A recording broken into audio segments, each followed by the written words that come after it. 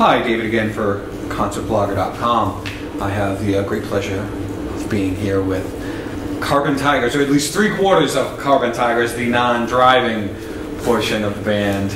A little issue with parking here in the wonderful city of New York, and so we've got 3/4. I think that'll do for now. 75%. 75%, exactly.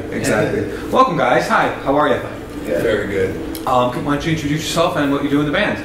I'm Chris. I play guitar and sing. Darian, I play drums and sing as well. I'm Nick. I play guitar, and to my left should be Aaron. He plays bass. Yes. Okay, no bassist today. Yeah, no low end. He's here in spirit. So. He has a huge mustache. I can just feel it resting on your shoulders. You're carrying his mustache today. It tickles the back of my neck a little bit, but it's cool. Awesome. Well, at least we're talking about him. So you guys are a Chicago-based indie rock band.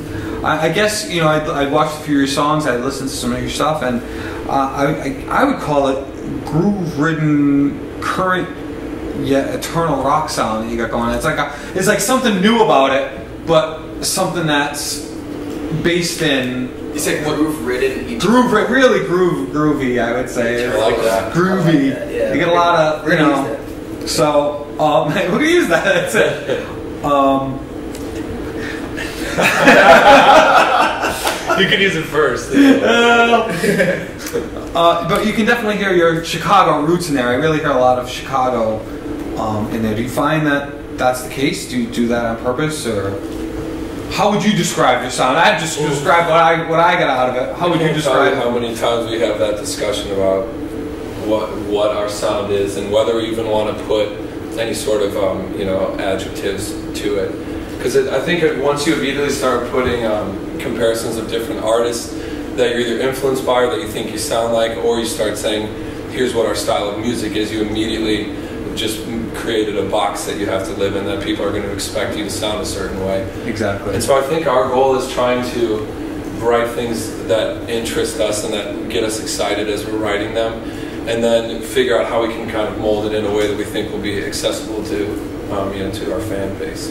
Yeah, we had a person tell us that we sound like we're from Colorado. It makes sense, but we're from Chicago, so whatever sound that comes from us is Chicago music, you know what I mean? So it's hard to really say what scene we're part of, just because we make Chicago music because we are from Chicago. Exactly. I think one of the things that they say is that there is a DIY scene, but I think it's more of a DIT thing. It's a do it together. Whereas you have other bands, you're on tour right now. You have the other bands that you're with are Jamie Lono and Noble. Yeah. Boy Blue and Off and On. Are they also Chicago or the Midwest-based bands? Chicago, right?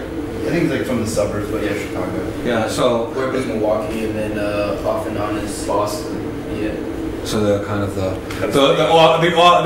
non-Midwesterners. When we get near their hometowns, then they jump on with us. Right. Oh, cool. Oh, yeah. So that makes sense. But I just think it's really more of a do-it-together kind of thing. And how can you not be influenced by the guys in the bands that you're driving around with, that you're hanging out with for 10 hours a day and listening to their set? And how can they not be inspired by what you guys do? Right, sure. We're all in the same boat. We're all trying to do it. We're all working hard to really get to that place where we're doing this full time. So it's we're inspiring each other. To really keep pushing to make it, I guess.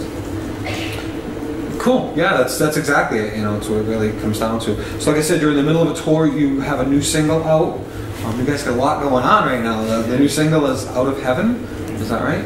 Yeah. And we can check that out on your website, which is CarbonTigers.com. CarbonTigers.com. Very good. Very The song easy. might be on our Bandcamp or something, but you couldn't get to that. Yeah, everything goes through all social media channels. Exactly. Got to tell people where to go.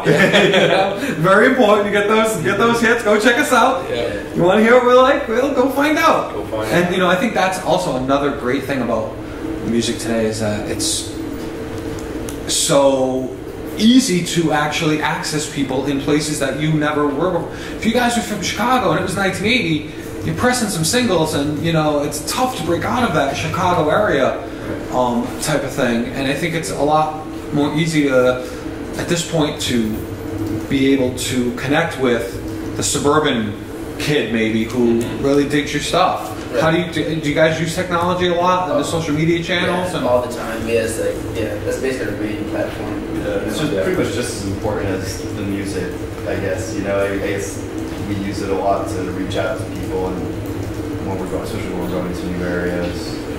Yeah, I mean, like, we use Twitter and Facebook and Instagram and, like, you know, whatever, you know, really we can use to, you know, connect with people, you know, because, I mean, everybody's on it, you know, so, like, you just can, like, connect with an individual, you know, like, through Twitter, like, talk to them, like, direct message or whatever, like, it's a really awesome thing, actually.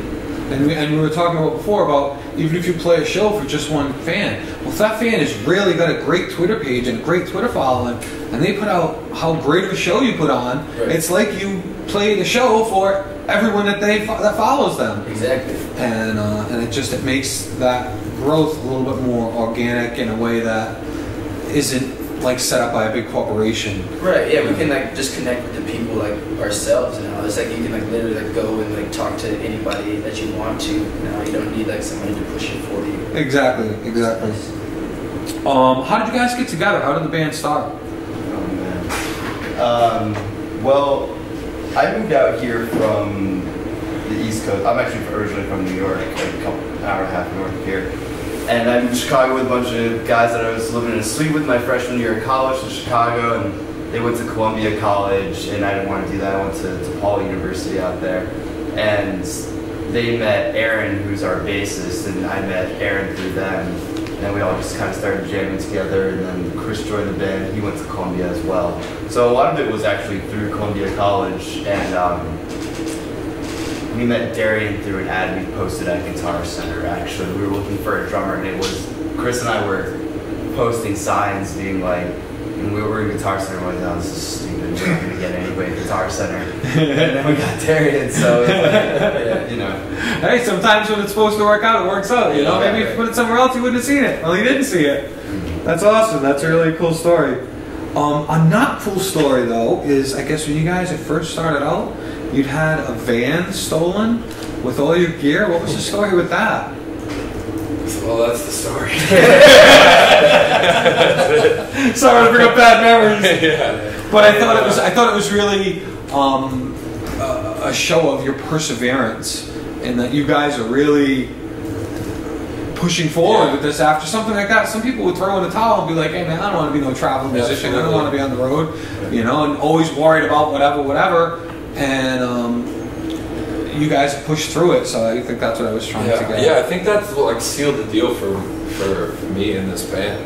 Because I think the way that everybody, we were all like heartbroken, obviously, because that was some of our first guitars, and you know that was everything we had, and we had at that point even less money than we have now. We were just beyond broke. And we were all immediately saying, all right, we're going to get more gear like tomorrow and figure out how to do this. You know, we were able to do a crowdfunding campaign and raise a bunch of money from people that we don't even know. Really? Yeah, it's amazing. That's so awesome. Like random people that we've never met, you know. That just heard your story. Yeah. And I've heard so much more about it recently. I don't know what the story is, all but the time. You know, maybe it's just that it happens all the time, and the channels of communication haven't been there to let you know that this is really happening to musicians on the road. And this is what it is about when you're a working musician, because the working part really goes along with it. Yeah. It happens in Chicago like all the time. Like Portia with the Man had their stuff stolen like a couple years ago in Lala. Like another band had their stuff stolen like outside of like Dumbledore, I think, like in Wicker Park. Like their whole van was just like stolen. Jeez, that's just terrible. It's just ridiculous. Yeah. You know, especially when you're working so hard towards something and someone steals your tools. Exactly. Well, and that's the most valuable thing that most, you know... It's probably the only valuable thing that most musicians own. Yeah, it's most young musicians, that's like what you're saving for months, or you're selling shit that you have that you arguably might need, but you would rather get rid of that stuff to get... I'd rather get rid of my microwave than not get new strings. Yeah, I'd rather not have a TV and no cable, and so that we can have nicer guitars. Yeah. And then someone stole But that. but that's the thing about it, you know, the bands are, it's hard to be responsible after you've been working so hard. I think bands have to be extra cautious where they leave their stuff. Like, I'm sorry, but at the end of the day, we were kind of stupid. We just left our van out there, and we had been drinking all night long, and we were just too lazy to unload the band. You know, now when we play a show and wherever we go, we unload the band no matter where we are. And just leave Life lessons. Yeah, I know. So it's like, but you know, that's like after you've been on the road for a while and been playing a show and you've been putting all you have into the band, you know, you're kind of exhausted, and that one extra step seems like Too much. Yeah, too much work. But you have to do it, you know. Again, working musicians, you know. Yeah. Work comes before the beers or whatever, you know, if Yeah. that's the case. I mean, we drove like 4.5 hours last night from DC to get here. You know, Yeah. After our show, you know. So Yeah, you worked the show, then you loaded your gear. Yeah, exactly. Then you had to drive. Maybe somebody caught a couple of minutes of sleep, but probably not much. I'll sleep. They keep taking pictures of me sleeping. I'm a mouth open sleeper, so I like make these stupid faces, and they keep taking pictures of me doing it. Well, you know, they have to be doing something every week. You know, there's gonna be something past the hours on the road. How many Denny signs can you count? You know. Speaking of which, you had a bad experience at a certain fast food restaurant on the road last night. I'm sorry to hear that. I think Aaron was was whining a little bit. Yeah, I thought it was fine. The guy who was serving us was hilarious. He was the man. Well, you It was know, so there you funny. go. You gotta figure. You know what? Sometimes I think people don't put yourself in their position. Yeah. You know, he's working some dead-end job somewhere, and It's like 1:30 in the morning. 2 o'clock in the morning, He was dealing really with drunk people, cheery. drunk people. Yeah, I thought he was in a good mood, and he was funny when we pulled up. Yeah. Yeah, He's well, like, "Do you want a taco?" He's like, "I don't want to eat another fucking taco in my whole life." He's like, my wife made tacos for me last night. He's like, he must be mad at me or some shit. all right, cool. So let's wrap this up. We have the new album coming out in 2015. You guys are working on some material for a new album. We're writing right now.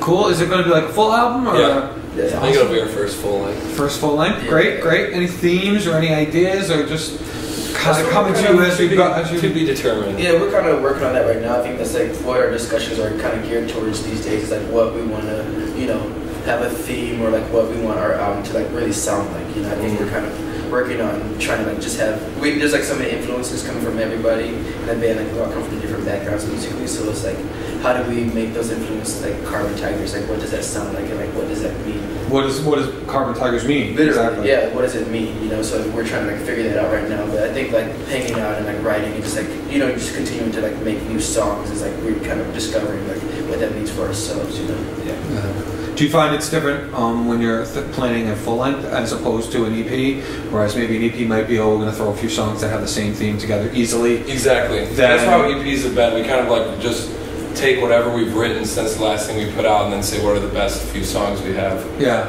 And now preparing for this full length, I've like kind of just mapped it out a couple of times, just thinking like Mind map thing. thematically, and just like as far as the styles of music, you know, what would a full length look like when I start to write out 10, 12, 13 songs, and I think, wow, that's a much bigger thing than an EP is. I mean, and along with like lyrically, you also have to think about themes like musically as well. You know, so like how do you make a person listen to like an hour of music and like not want to turn it off? You know what I mean? Like you have to have a lot of different like emotions that go inside of that in order to like make it like I guess captivating. Okay. Yeah. Cool. Well, thank you so much. I appreciate your time. I guess we're gonna have a little song here. We're gonna do a song or two, and awesome. So I'm gonna thanks guys. Thank you.